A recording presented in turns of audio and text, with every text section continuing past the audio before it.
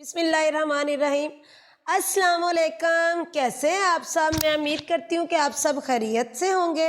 अल्लाह आपको खुश और आबाद रखे, आमीन सुम्मा आमीन।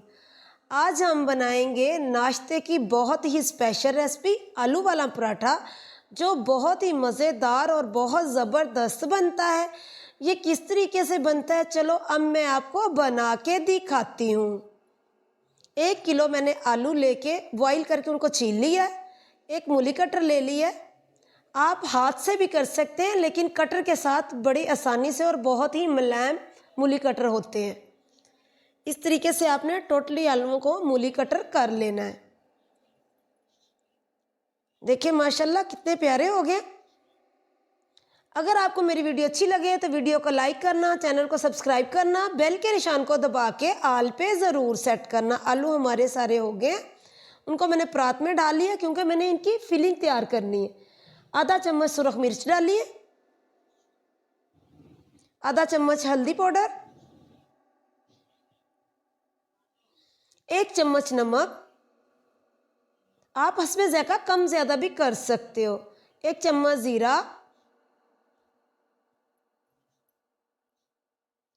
ये 2 चम्मच है अदरक लहसुन का पेस्ट, 1 छोटा सा प्याज ब्रीक ब्रीक कटिंग किया हुआ,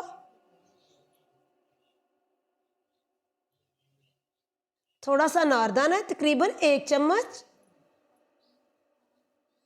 ये 2 चम्मच सब्ज़ मिर्चें कुंडी में कुटी हुई,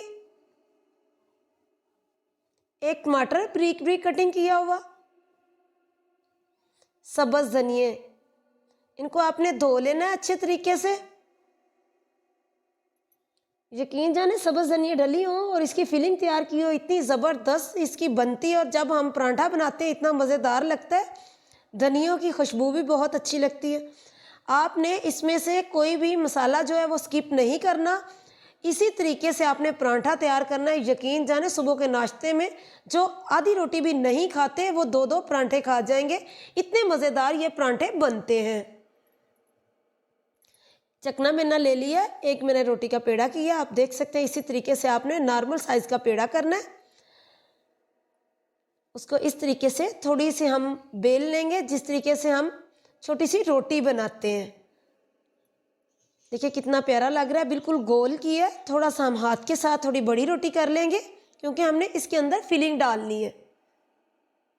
जितना आटे का पेड़ा किया था उसी तरीके से हम अब पिठी का पेड़ा करेंगे और उसको हम उसके सेंटर में रख देंगे।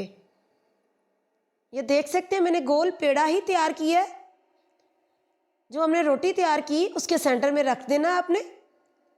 उसकी चारों साइडों से पकड़ के आपने ऐसे टच कर देना आपस में, क्योंकि आटा है वो बिल्कुल बड़े आसानी के साथ टच हो जाएगा। देखिए गोल हो गया। हाथ से साथ या आपने चकने बेलने से इसको थोड़ा गोलाई में बड़ा कर लेना है।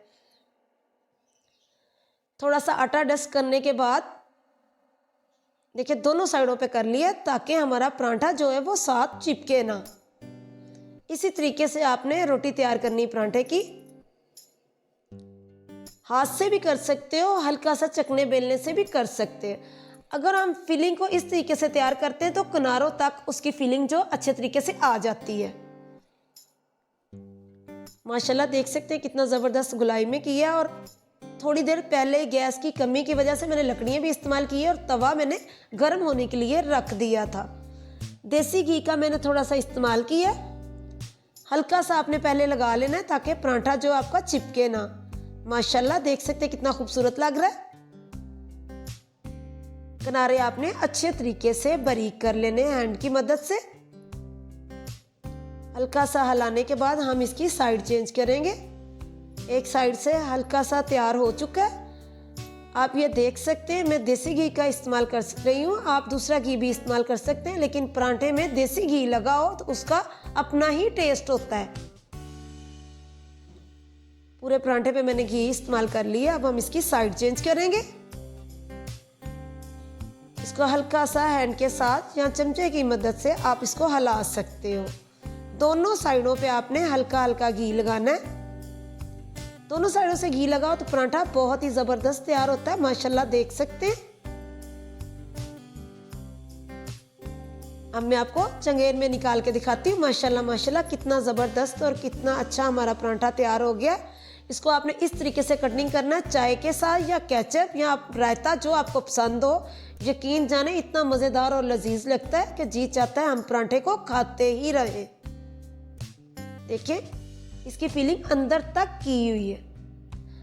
माशाल्लाह माशाल्लाह। फिर मिलेंगे एक नई वीडियो के साथ। बाय बाय, अल्लाह हाफिज़।